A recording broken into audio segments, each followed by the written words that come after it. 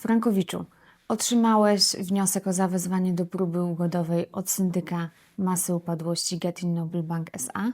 Spokojnie, to sposób syndyka na zawieszenie terminu przedawnienia oraz przedstawienie swojej propozycji ugodowej. Nie masz obowiązku podpisywania tej ugody. A może otrzymałeś od syndyka pozew o zwrot kapitału kredytu, pomimo tego, że od syndyka ani od banku dotąd nie otrzymałeś ani złotówki, a suma Twoich spłat już dawno przekroczyła kwotę wypłaconego kapitału kredytu? Spokojnie, te pozwy to strategia znana również innych banków.